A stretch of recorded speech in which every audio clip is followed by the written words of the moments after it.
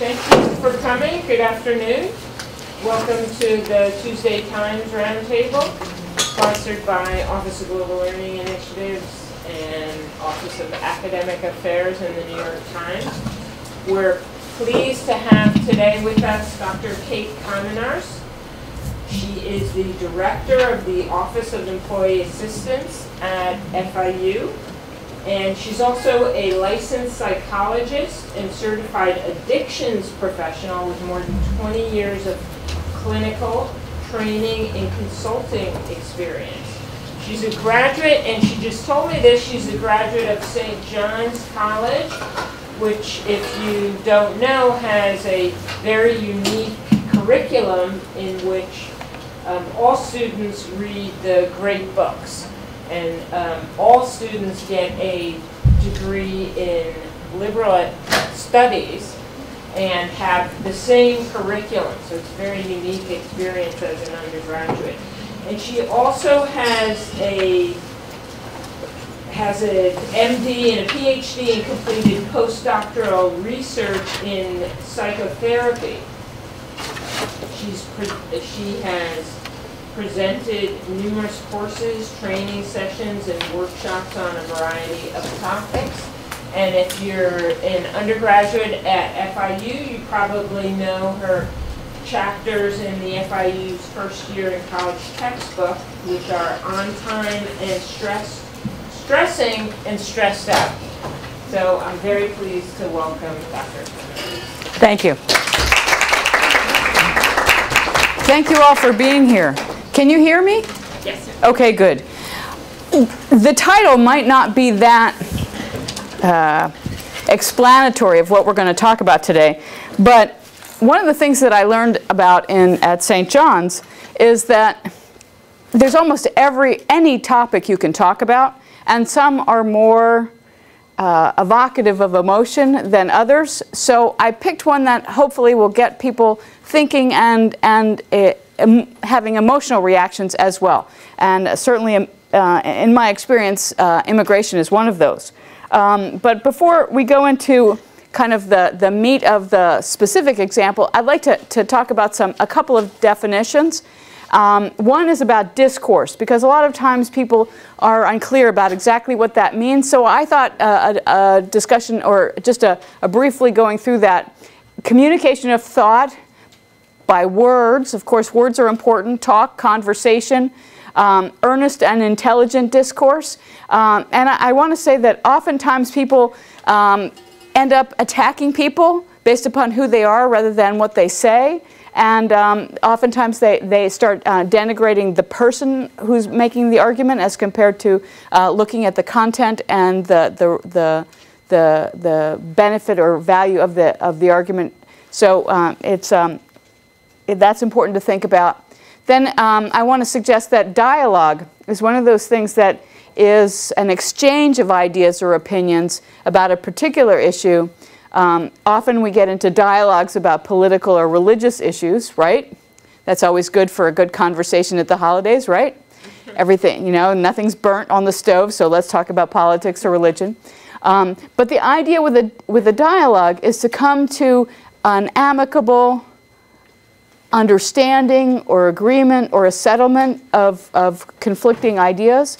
And oftentimes, I've seen over the course of maybe the last 20 years, less and less dialogue and more division, more and more name calling, more and more calling people's intelligence into question, or their right to have an opinion, or something else extraneous, rather than looking to find common ground to come up with an idea of where to go and how to solve problems based upon common ground. So I want to have that in our minds when we talk about immigration, because very often people splinter into major kind of opposing factions that doesn't really help us move anything forward to getting a consensus.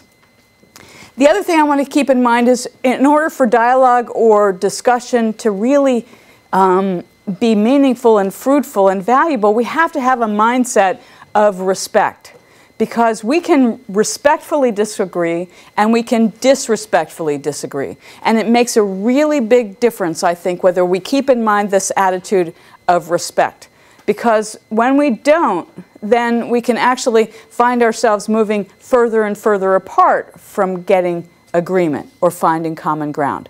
So esteem for or a sense of the worth or excellence of a person is important about respect. We all know it when we don't get it, right? We experience disrespect and know that we've felt it, but it's harder to say what respect is. But it's one of those things that regardless of how you define it, I've never asked this question of anybody and they've said, no, I don't want respect. We all want that. We experience it differently. We look for different things about what is signifying respect, but it's important for all of us. And a lot of times people begin to say it's just about courtesy. And in our modern world, a lot of the things that we used to do to signify courtesy seem to have fallen away. Saying, "You're welcome," seems to have been replaced by "no problem." And if you think about the implication of that, that has consequences for how people relate. Now, if people were replacing "you're welcome" with "my pleasure," that would seem to be, another alternative that would say, I'm doing this because I see you as another human being and I've extended myself and this is a courtesy. But a lot of that seems to have fallen away. So it's very important, I think, for us to bring into the conversation in an intentional way these things of dialogue, discourse, respect, courtesy. Now, I found this map in an article in the Chronicle of Higher Ed a number of months ago called the 11 Nations of the United States. And I put this up here because a lot of times people think of the United States as being state organized. But immigration to this country came in waves. And the kind of culture that people brought with them was very different. The folks that sort of like settled the Northeast, what's up there called Yankeedom and New Netherland, were very different than the people who ended up in the far west. Emigration to the far west was encouraged by the government basically to make sure the people were there so it couldn't be captured by someone else. And lots of people who went there really wanted to be left alone. The best virtue in their minds was, leave us alone, we're fine without you, we're not expecting anything from you, we're going to be fine. And the folks up in the Northeast, often they came from Northern Europe and were escaping religious persecution, and they were looking to create kind of a utopia. And social engineering was one of those things that they took for granted. So, if people together could arrange for a better environment, that was a good thing. So lots of different cultures, lots of different ways of viewing, government and how people and their responsibility to each other. And you might check that out if you'd like. But it's, I think, and oftentimes it's very strange geographically, there was quite a connection between the folks on the Northeast and the people who settled in the Northwest. And we can see some remnants of this when people start dividing the country into red and blue and purple. So just some historical thoughts. Immigration. One of the things that I handed out was a series of quotes, because immigration is one of those things that people have had very strong feelings about for the entire time this country has existed. But if you think about it, it's pretty ironic, since this country is what? Composed entirely by immigrants, right? People love to suddenly decide we're native and they're foreign. Right? But that's really pretty silly, isn't it? Given that you've seen that the entire map was settled by people who came from somewhere else. So, but these quotes, I think, show the length of time that this has been a divisive issue in this country. And, whether you're looking from the 1750s or the 1890s, there's a quote in 1905, "Not a day passes, but families are ruthlessly turned out to make room for foreign invaders. The rates are burdened with the education of thousands of foreign children." Foreign children, aren't we all in some ways? Foreign children of some generation. So the question of it was only 30 years ago that the Supreme Court ruled that it was necessary to provide education to children of even if they did not have legal status in this country. So the question of what do we owe our immigrants is very much a topic of discourse, hopefully at best, division at times. So these are the names that were given about the different kind of cultures of the nations of the United States. Now, immigration is a controversy regarding ethnicity, economic benefits and costs, jobs for non-immigrants, settlement patterns, upward social mobility, crime, and voting behavior. People weigh in on this issue on all of those things. But we know that I think that I found a quote from Bill Clinton that many of the benefits and much of the economic opportunities on entrepreneurial activity in the United States has come from people who have immigrated from other places. So lots of times people focus on the costs and sort of like the negatives, and overlook the fact that many people who come to the United States create businesses, create economic activity, and all sorts of other positive things that flow from that. So what we know is in 2006, the United States accepted more legal immigrants than permanent residents than all the other countries in the world combined. Amazing, isn't it? Okay. Well, we also know that 2/3 of legal immigration happens each year in terms of reconnecting and reunifying families that have been separated. 13% of immigration happens because of employable skills. So people who have a necessary skill or a desired skill come here. 17% because of humanitarian reasons. So there were 4 major periods of American immigration. One was the colonial period, then the mid-19th century, the turn of the 20th century, and then since 1965. How many of you know recently where the largest number of immigrants have come from? Anyone have a guess? What country? No, actually, Mexico. Mexico. In 1921, we had quotas in terms of what guided immigration policy. And then in 1924, people in the United States were afraid of being overrun by what they called the feeble-minded.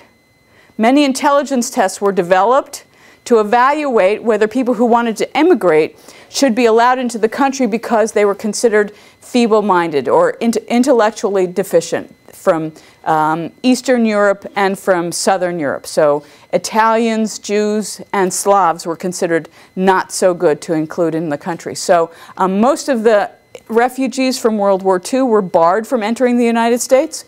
So lots of people didn't know that. It certainly came to me as a surprise when I learned about that a number of years ago. In the 1930s, there was a lot of repatriation of Mexicans, and that in the middle 50s, there were deportations of many people back to Mexico because there was a lot of anti-immigration sentiment in the country. In 1965, the quota system ended, and in Congress, and since 1986, Congress has passed 7 amnesties for illegal immigrants. George Walker Bush, Hiram Walker, I think, Henry Walker, had an Immigration Act of 1990, and that increased legal immigration by 40%. Lots of people think that immigration is an issue that both parties sort of have a fixed stance on, but that's not accurate. Over time, this has become one of those issues that both the Republicans and the Democrats have weighed in and have done things in support of or in opposition to. So, kind of that is a sort of, this is the quote, I found it, very good. So this is a quote by Clinton. "The U.S. has always been energized by its immigrant populations. America has constantly drawn strength and spirit from wave after wave of immigration. They have proved to be the most restless, the most adventurous, the most innovative, the most industrious of people." So, with that as a backdrop, I'd like you, keeping in mind the idea of civility and dialogue and discourse and respect, what makes someone an American? In the article from the New York Times, it says many people are American in their hearts and their minds, in their thoughts, in their values, but not on paper. What makes someone an American? What are your thoughts so far with the reactions, thoughts, comments?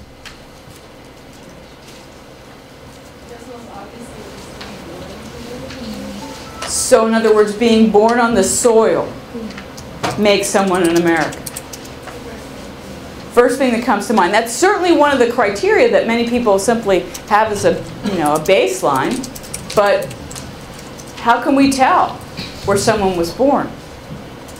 How do you know that someone's parents weren't traveling in the specific location? The mother gave birth. Does that make the child automatically an American? And if so, what does that mean for what this, what do you think the consequences of being an American only matters as to where you actually took your first breath? So in other words, you'd like there to be more than just the accident. Born and raised. Okay, so born and raised with, what do you think about that? Born and raised, you think that's sufficient? Or do you think that's, no? Yes, please. Excuse me. By the way, I think that the norms or the people introduce themselves first. I forgot that. Okay, my name is Shinsha. Thank you. Maybe born and raised is a little bit more sufficient than just saying born, but then it's going to get more technical and then we have to quantify it and then keep saying born and raised, but how long were you raised here? And we need to go into this whole long discussion. So I think it's just a matter of were you enculturated here? Like, are you used to when people describe you in Western culture, like, is that what you identify with? How you were raised? So sort of values or ideals? Yes, because that's really what they're talking about when you call someone an American, like that's what they mean. It's part of the values that you associate yourself with, not just being born in a certain place. Okay. So what are, did everybody hear that? So somehow or other the values of kind of like about being here, that those values make someone an American. What are your thoughts about what those values are? I think Your name, please? Oh, sorry. I'm Ashley. Ashley. Yes. I think some of it has to do with, I know, believing yourself to be an American when you get here. My grandmother was an immigrant from the Bahamas, and the thing that usually upsets her the most is when people say, I'm a Cuban American, or I'm an African American, or she doesn't understand why you still hold to the country that you came from. She says, I'm an American, I'm from the Bahamas. So her value is that when I came over here, I became an American citizen. I hold to what this country stands for, and which is, liberty, justice for all, that whole, ideals, the ideals of the country. And it's a belief that you are an American if you believe yourself to be an American. You believe yourself to follow these ideals. So her interest isn't so much as to where she came from and to what that culture is about, but her identification with this and the ideals of liberty and personal freedom. Okay. What are your thoughts? Yes. Your name? My name is Maria, and I wasn't raised here. I was raised in Argentina. And when I came here, I don't know what makes an American by the book, but I love this country. I can only talk about mine. I work, I pay taxes, I don't skip all my taxes. This country has given me way more opportunities than my country has ever given me.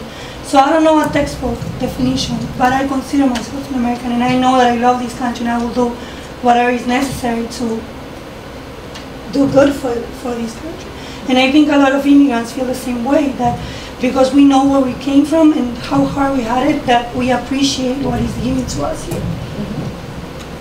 So your sense of, you can relate to that idea that where you're from isn't necessarily how you define yourself, and your sense of gratitude for opportunity and possibility is what makes you feel aligned with being an American. Well, I don't deny my Argentinian background.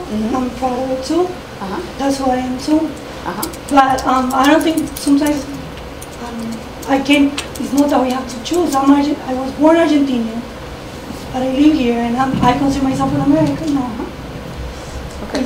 Not because of where you were born, but how you are feeling at this moment about being here. Exactly. Did someone over here have their hand up? Yes. Your name?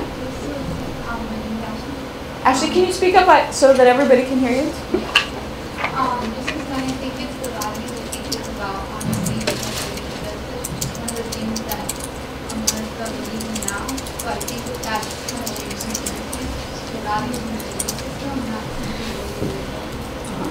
something So honesty, integrity, and justice, appreciation of justice, is what comes to your mind as values that make someone, or that go along with being American. Yes. I think it's a very arbitrary and constructed identity, which doesn't necessarily even have a basis in reality. I mean, if you think about it, it's based on simply just lines on a map, which represent, for example, when you think about voting and what the majority or the minority is, that's totally arbitrary. You could be the majority in your community, and if it were for you, you would have a totally different system from what you have in place right now, but you don't, because you have to count the opinions of millions of other people who have never interacted with you based on these boundaries that you never decided on, you never had a say on. And all these ideals that people talk about may not even have any basis in reality, especially when immigrants talk about, oh, well, I come here and I'm appreciating the opportunities I have here, and I feel that's what makes America good because it gives you opportunities, and et cetera, et cetera. Well, especially if you come from somewhere like Argentina or Venezuela, et cetera, I mean, and even more if you're from Central America. A lot of the reasons why there's no opportunities in your country or where there's so much misery has a lot to do with what this country has done. I mean, it's a bunch of abstract ideas which don't necessarily have a basis in reality and just create this sort of, I don't want to say fanaticism, but it's this,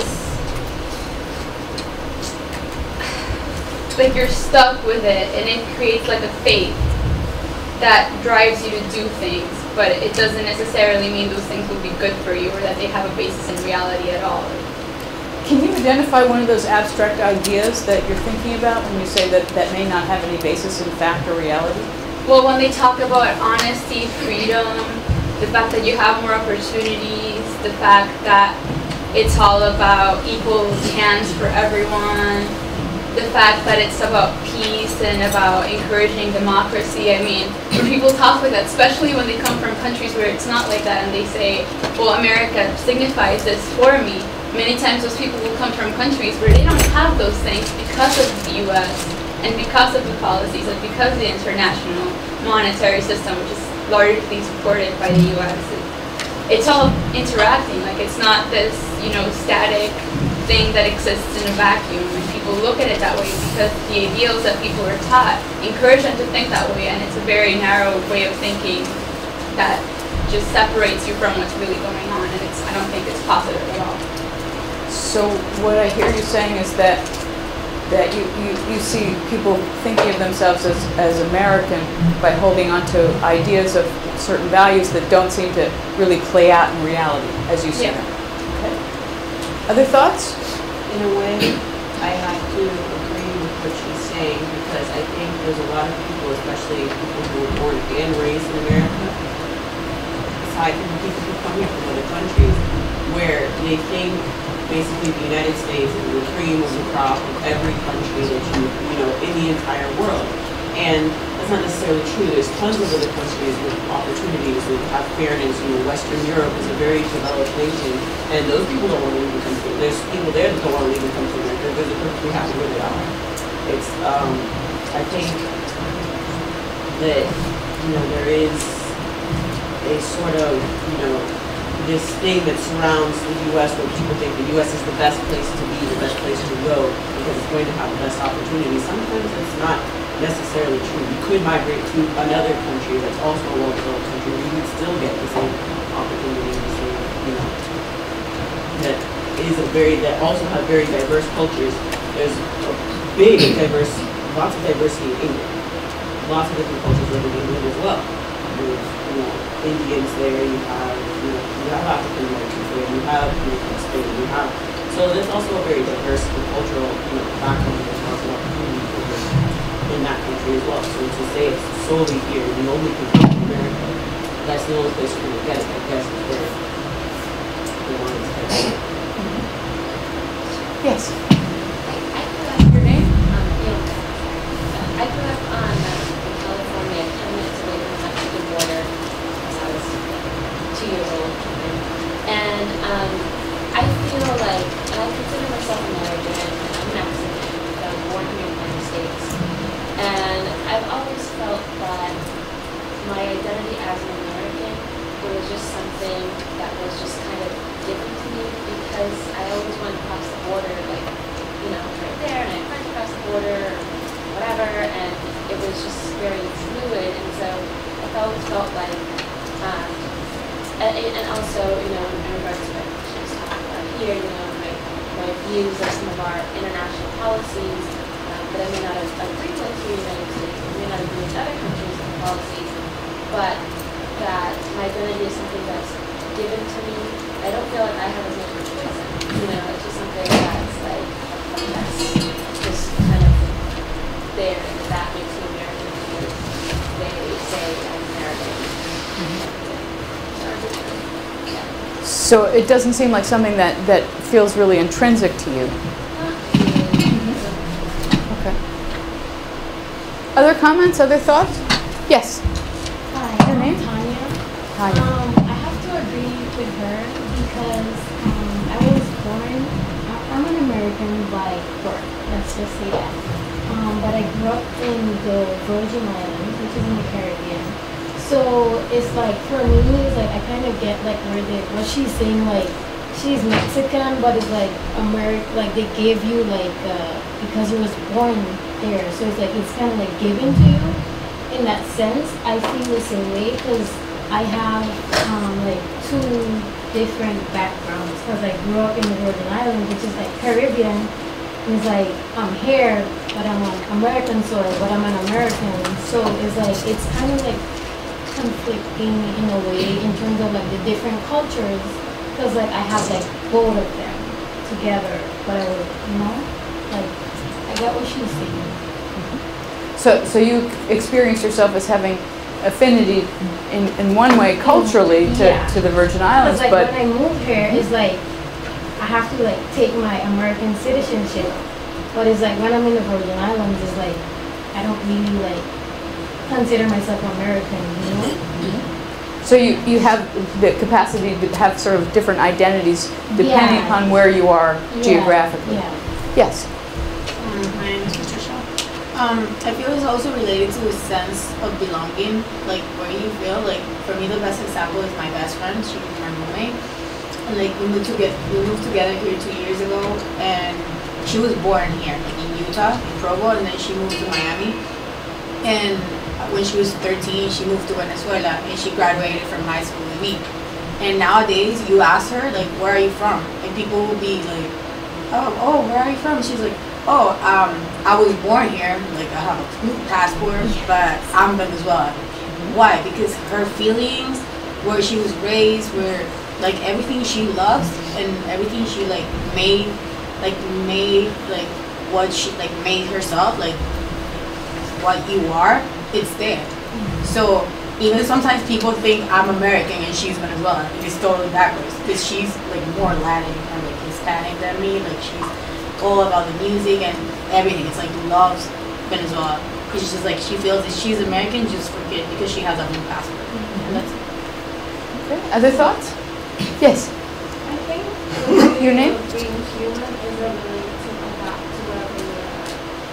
But at the same time, I see this whole conversation as a matter of you don't pick to what woman you want to. You don't pick who's gonna be your mother. But like at the end of the day, you get closer to the person that is enough figure in your life, the one that guides you, the one that nurtures you, the one that offers you the things. And I think that for most of us Hispanics, the ones that were actually born and had to go through all those poverty in our countries, all those difficulties in our countries, it's like that is our country, that is the mother we were born into. But when we come here, we all come looking for better jobs, a better life.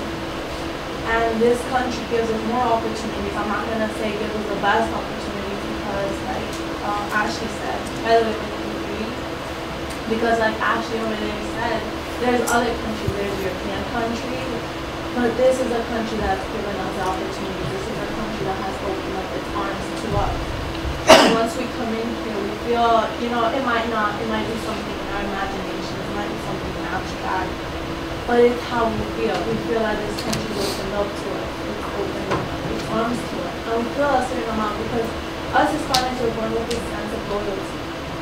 So it's like we feel loyalty for this country because of what it's given to us. Of course, we're not going to deny that we're Hispanic, but we're going to say that America has raised us. America has done what the mother should have done.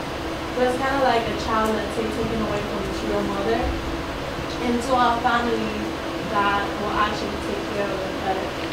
I don't know if you guys understand. Yeah, I think it's like that. So I hear you saying that you can have affection for more than one place and connection. Definitely. Like, I love my country. In my country, I wasn't doing well off, and my family was constantly struggling to defend me.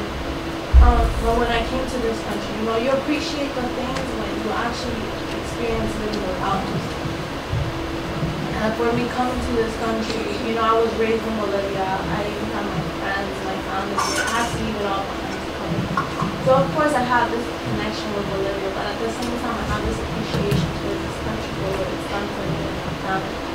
So it's kind of like, I think the question about when you were asking earlier about what makes you an American, where is your loyalty?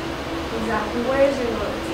If let's say this country was going to go to war tomorrow, would you be able to stand up for this country? Would you be able to take on the duties that come to an American, to a person that loves the country? So that's how I think that it should be. Not just, you were born, because born it's just a matter of something that can actually happen. Like they said, some people actually see it as, I have a paper and I'm a citizen on paper, but not in heart.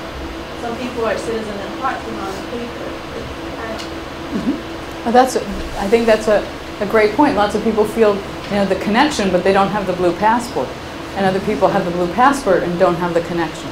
And I think that the metaphor of the mother and the child, and then moving on to other places where you can get nurturing, that's a really compelling vision. Other thoughts? Yes. Well, I think we have to make a distinction between what a nation is and what a state is. I mean, in the U.S., because of its history, the concept of a nation is far more intertwined with the idea of the state. But when you talk about a government, for example, going to war, things like that, that's a state. And people who identify with a nation might totally not feel that they are represented by their government. Like people who are from Israel might feel Israeli, but are totally against what the government does. And if the government goes to war, they'll say, no, I'm not going to go to war. They still feel like they have a connection to the people of Israel because they have common things that bind them together, and it's an emotional experience, and as humans cling to that. But that doesn't mean that they're going to go die for their country if they don't agree with the values. I mean, but sometimes the state uses the ideas of the nation to, tap into that emotional feeling and try to make people do things that they might have not agreed otherwise. Thoughts, comments, reactions? I think there's some relation to like, when, especially, I guess, the Hispanic population, I think there's a relation to you see America as the one with open arms is because that's the one that's closest to you. That's the country of opportunity that's closest to you, for you to be able to get to with the most ease. You know, if you were in another country where, let's say you're from Paris and you're like, you know, I really want to go to England. I think there's more opportunity for me in England. You know, it's closer for you to get to England. It's easier. You could go from France to the United States, but is that going to cost you more? Is that going to be more, you know, time consuming? Is that going to, you know, what kind of effect is it going to have on you versus going to England where you still have probably the same amount of opportunity, but it's not going to take you as long to get there. Most, you know, people from, you know, Venezuela and Argentina come here because it's the country of opportunity that's basically right. It's right there. There's no, you don't have to take a 10-hour flight to England. It's, you know, literally nothing. So proximity, convenience brings many people here. Yes, you had your hand up. Your name? Marcella.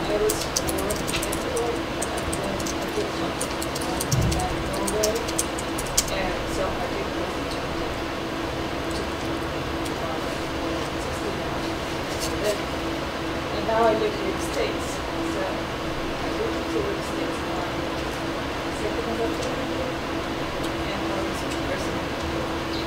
So I disagree with what you're saying because you're talking about light powers. Well, no, I'm not suggesting. Well, just fly southern city in Argentina from Ushuaia to Miami. 12 hours. 13. So I disagree with what you're saying in terms of flights. So I don't think that would be a good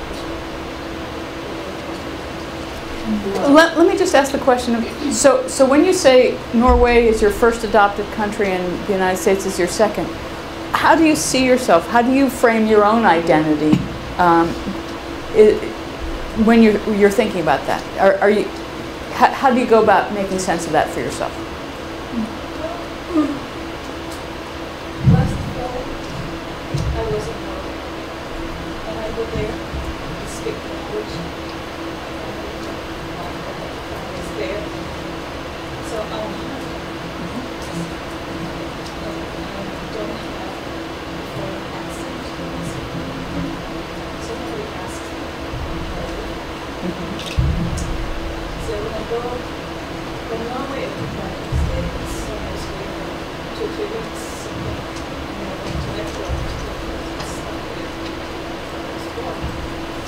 At Ecuador, we went to business excellence,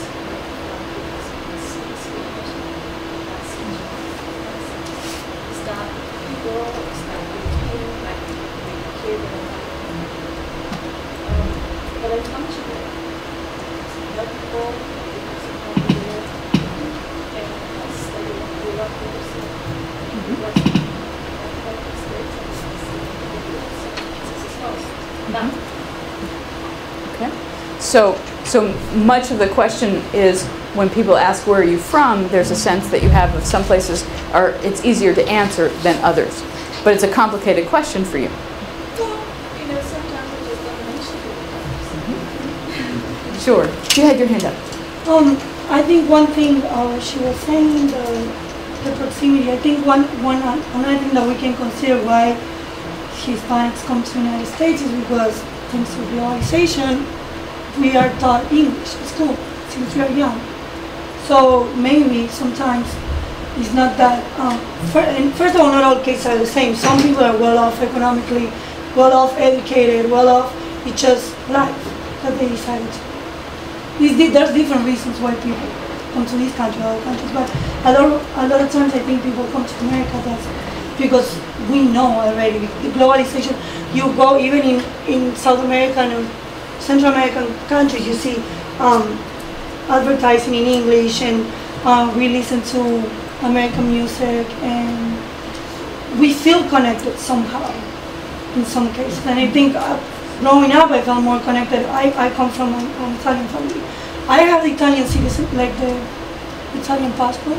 I could easily go to Italy or any European country, but because my country has so much influence from the United States, I think I felt more connected. I already spoke English, but legally. So your ability to speak the language and your understanding of kind of like the culture made it an easier transition. Yes, over here, yes. Yes. What Your name? you're saying, I do feel a lot of immigrants do come here because they sense that there's a connection in the country, which makes it appealing to come. So, for example, the only reason why my family came was because my uncle was well settled here, and that's why the family that was in Pakistan immigrated into the country. It's better when you know that you could build something here because you know the language, you know that you could have a house, you could have something there that, if you do come to America, it makes it a little easier to get the opportunities that are here. Just not like, just to come here, most people will hesitate to immigrate anywhere just because they don't have the language or where to live and things like that. So what she's saying is true. That is a reason as well why people are migrating. Mm-hmm. So change is difficult, and when we have more understanding or more of a sense that it's not going to be so foreign, it makes it easier to make that shift. I wasn't suggesting that there's people that don't come here from very far away, because obviously there's people from Russia who come Sure. here. It was more of a, it's a little bit noticeable because of the U.S. and South America and Canada, Central America, they all share one landmass. So therefore, we are all connected in that way. U.S. deals with South America, South America deals with U.S. deals with Canada. So I meant in the respect that they are altogether all connected. The U.S. seems like the one that's going, okay, yeah, I'm here. But if you tell me you learn how to speak English in school, there's other countries across the water that also do speak English. But it's the fact that you feel connected with the country you're about to. Sure. So in some ways it's language, some ways it's proximity, some it's the opportunities in that country that open the doors to you. Yes, all of those. Please. Your name? Tristan. I agree with what they were saying about feeling connected culturally with that country, because I'm from Jamaica, and in Jamaica there's a big U.S. influence. On our radios, you're going to hear U.S. songs, and you're going to hear the R&B, the pop. Like, we watch U.S. cable. So, we're obviously, even though we're not here, we're still connected to the culture, because if you take in a country's music and TV, and you support their artists and all of that, then obviously you're going to be culturally intertwined with that country, even though you're not there. You don't really have like that European influence as much. You're not really going to hear European artists unless they're coming through the US stage. If they're coming through the US stage, that's when you're going to hear them. So obviously, if you're more connected with this country culturally, why are you going to go to the other country? So. Sure. Let's shift this a little bit. And let me ask you, if you were in charge of, say you were in Congress now, and the election's over, the ads are behind us, and you get to talk about, you get to try to decide this question of, people have been in this country for many years, they want to stay, they don't have legal status, they didn't come here illegally themselves, so to speak. They were brought here by their parents. They've been here for years and years and years. They can't get a driver's license. They can't legally work. Where do you think that? What would you propose? I honestly think that if you're brought here at a young age, it's not like you made that choice. It's the same as not being able to choose who your mother is. You don't, at 2 years old, what are you going to say? Oh, no, Mom, that's okay. I'll stay here in this country. It's perfectly fine. I'll just, chill out, have fun in America. No, you have to go. So that person, I think, for me, that person, I wouldn't say deserves, but I think the person should receive the same things that I receive as being a citizen of the United States. Because what choice, first of all, what choice do they have in coming here? They have to, and when they get here, they have to go to schools. They get educated by our school system. You know, they go through, you know, high school, college, they, you know, and they have no choice but to be here. So therefore, they should receive, you know, I think they should receive what I'm getting. It's not like they had a choice in the matter. They're here. They're already here. What are you going to do about it? Sit there and be like, oh, well, too bad, so sad. I just don't agree with that. So because they didn't have a choice in coming here and they're here, then your view is that the policy should allow them to stay and get all the benefits of having come here legally and residency status. Okay? Yes? Oh, I forgot to say my name, but I'm really cold, so I'm like, Ariana. I think even people who come here as adults don't have a choice either. I was once at this event and there was it was a sort of political thing, and there was a conflict between some people who were saying, you know, bad things about immigrants, and then this other person who wasn't an immigrant himself, he was born here, came up and stood up for us immigrants, and he was like, oh, you know, they're forced to come here. They come to this country because the accusation they were giving is they're coming here, they're taking our jobs, they're taking our wealth, and this guy was like, you know, they come here to take the wealth back that has been taken from them in their respective places of origin. I mean, there's coercion beyond being a little kid forced by your parents. Your parents also may not have a choice. I didn't have a choice, but my parents pretty much didn't have a choice either. So it's more than that. So help me understand what you're saying about your view about legalization of illegal immigrants. Because the question I phrased was if a child is brought here by their parents and they don't have legal status, what do you think about what immigration policy ought to be about allowing them to obtain legal residency or not? Well, I mean, in an ideal world, I would say these things aren't oppressive by nature. Just the whole concept of having borders, of having a state, of having restrictions, and something as simple as people moving, especially when you're saying they're not coming into a particular community that's in a very specific geographic area where these people, for a community, you know, that's a certain way it controls resources, but you're talking about people just going to a whole region of the world, even if it's a place that has no population, they can't do that. That's unnatural and that's oppressive, and that is used against people to dominate them. So I just think that shouldn't exist at all. But as far as, you know, sticking to the current thing, I would say, of course, let them. They should be granted legal status. Just common sense to me, at least. Okay, so your view is that, you know, in an ideal world, there wouldn't be such things as countries or oppression, but in the world we live in, that given that there are borders and nations and states that you know, children in those circumstances should be allowed to get legal stand. Yeah. Okay. Yes. My name is Estefania. Talking about what they said, I agree that they should be allowed to get their papers, but I do not think it should be that easy.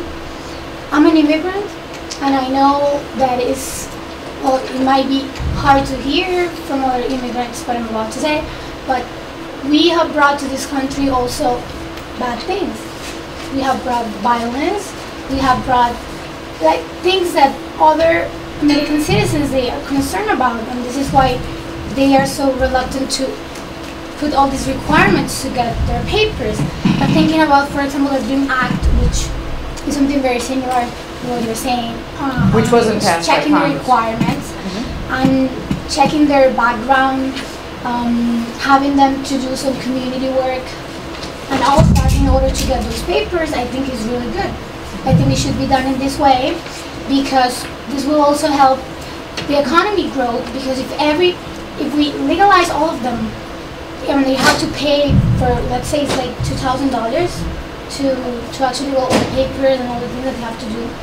So think about all the millions of immigrants that will be legalized, all the money that will come to the government, and they will have the opportunity to study here, to begin their businesses here. So this will create jobs, and this will help all the country. But well, so I agree, but I do think that there's some things that need to be studied and should be done before we do it. Okay, so you're in favor of that, but not making it easy, but so that people need to go through certain steps and to make sure that they will be people in good standing as citizens. Other thoughts? Please, upon my own, this is based on my own experience, where I applied for a job, I got the job, and then I was let go from the job because I didn't speak enough Spanish to be able to do the job. I guess the only, it's a minor stressor for me because of the fact that, when, it's not like when I'm being schooled here, and you take a course in Spanish, they teach you to speak Spanish properly to the point where you're here and you're bilingual through your education here in school. But they do teach English well enough in schools that by the time, somebody maybe who migrated from a Spanish country and is leaving elementary school, most of them usually know pretty good English. I had a friend who migrated here when she was like 10 years old from Venezuela, was in middle school, learned English in middle school, and by the time she left high school, she knows English to the point where she can speak fluently and converse with me. But somebody else who doesn't speak, doesn't speak English, was able to get my job. And that, for me, is very hard. It lessened my opportunity because I didn't speak a language well enough for them. But this person, it doesn't matter if they got English clients, it matters because they have more Spanish clients that come in that don't speak the English language. Yes. I would say I understand her point, because I think although Miami was made, the truth is Miami became prosper thanks to the Hispanic community, but that created it back then. But I agree with what she's saying. I think out of respect, like if you go to any country in the world, you need, you have to learn the customs and the language. You may not agree with all the policies. We might not agree with all the history, or I don't know, but you have to learn the customs, and out of respect, you have to learn to speak English. It can be like sometimes even Hispanic people, they look bad at us if we talk to somebody who looks Spanish in English. Like we talk in English, but they respond to you in Spanish. And sometimes I speak in English because I'm used to it right now. Like I don't know, just speaking English, and then people it's like they get offended because you don't speak Spanish to them. Mm-hmm. And I think I understand why in California and Miami they speaking Spanish is so important. But at the same time, I think people should learn to speak English. Do you think the ability to speak English ought to be a requirement for U.S. citizenship? Yes. Whoa! Anyone think that does not need to be a requirement? Raise your hand if you're brave. Okay, let's hear. Why do you think that shouldn't be a requirement? Do we have three? Did you raise your hand? No. So two people. Okay, go. Three. Okay, go ahead. Let's hear from you. Because that was a resounding chorus of yes. Wow. I mean, when the U.S. started as a country, there were places where everybody just spoke German, everybody just spoke French, everybody just spoke Dutch, everybody just spoke a certain dialect of English. It wasn't until they had mandatory education, which was in many ways meant to bring farmers and sort of bring up their loyalty to the state and all these other things, that those people started to assimilate and adopt English as a language. I mean, I don't see why people think this is something that's natural, that almost like this huge landmass and all of the people speak the same language. Like, I don't think that's something that should be necessary. And I don't get why there needs to be a need to do that, especially because many times you come to certain communities still right now And in those communities, everybody will speak a certain language. If you're going to move into that community, why do you need to speak a language that is not the one from, like if you are Nicaraguan or you're moving to Sweetwater and everybody in Sweetwater is always speaking Spanish, why do you, I mean, it's obviously if you want to move beyond Sweetwater and everybody speaks English beyond Sweetwater, then you're going to learn English. It's something that's going to happen because it's coming out of your own need, but you shouldn't be coerced into doing that. It's not fair and it's not, I don't see any logical reason for doing that at all. Okay. Logical reason. Let's hear from the other folks as well. I'd like to hear the thinking. I don't feel it should be a requirement because as many people when you move here, you're required to speak English. Like white people here are not required to speak Spanish. Like most of my, like, I think in the case of Florida, like I understand if you go to Washington, you don't speak Spanish, but like, you go to Florida and most of the people are Hispanic.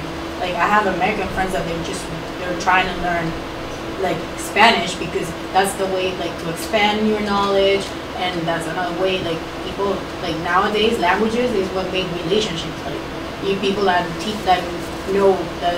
learn Mandarin. It's not, maybe they're not gonna go to China anytime soon, but like they want to learn an extra language. So why American people can't learn Spanish? Like I believe it's not fair. So sometimes you wouldn't think that it would be just to have that as a requirement for citizenship? No, I don't believe it's. You had your hand up as well? Well, I kind of do agree that people should learn English because at the end of the day, when you come into a country, it's kind of invasive to go in and, be stuck with your language, my language, everybody should speak it. It's not your country. But at the same time, I think that we should always keep in mind that there's people that they come from other countries and they have learning disabilities, or people that are older that pretty much their brain cells are not ready to take on a new language. People that maybe they come, single mothers, for example, that come with 3 children. I know this country is amazing. And this is why I also like the idea of people learning English because it makes it so easy. There's free English classes everywhere in high school, middle school. They offer free English classes. But let's say I'm a single mother that comes to this country with 3 children, has to work 2 or 3 jobs to keep her family. She's not going to have time to go and study English. Doesn't mean that she doesn't love the country that is giving her food and giving her money to feed her children. But it just means that she doesn't have the level of need at the moment to learn English. I'm completely for, people learning English. If you can. I don't think that we should force Americans really to learn Spanish because they're not in a Hispanic country. It would be amazing if they did. Of course, it would open up more job opportunities, especially here in Miami. But I don't think it should be something where it's like we're forcing our culture on them. When we come to this country, we have, of course, we love our culture. I embrace my Hispanic culture. I embrace, I love cooking Hispanic food and stuff. But it's not like I'm going to force people to talk. Like it's like going into somebody's house and telling them what to do. But yeah, pretty much I am for and against. I guess it depends on what is the particular case of. Okay. One more. I saw your hand up in the back. We haven't heard from you yet. For and against. My thing is, if you go to somebody's house, the first thing is you see shoes in your room, take your shoes off. It's not a proper way to be polite. So I think, I'm not saying that you should learn the language and have it force it, but at the same time, if you're going to go to France and live there, you're going to want to learn. You're going to have to learn the language at some point. You're going to have to learn the customs. You're going to have to learn, how to communicate because you don't know how to communicate to whoever, wherever you are, you're going to either sink or float. That's a system of being successful. That's the difference between being successful in a country and just not. So if you go to a country, you have to learn language. In terms of Ashley's situation, where I've had that situation too, where you can't apply for a job. It's hard to apply for a job because, you have to be bilingual. And I personally don't think it's fair. It's really not fair. Well, I hope that you continue the conversation. You continue to talk about this question of what makes someone an American, and that you think about the upcoming questions about immigration and both here and in other places. And I want to thank you all for your participation and your respectful discourse. Sorry we couldn't continue the conversation. I know that there were some additional hands up. My apologies. And thank you all for coming. And thank you for a very stimulating conversation, and see you next week.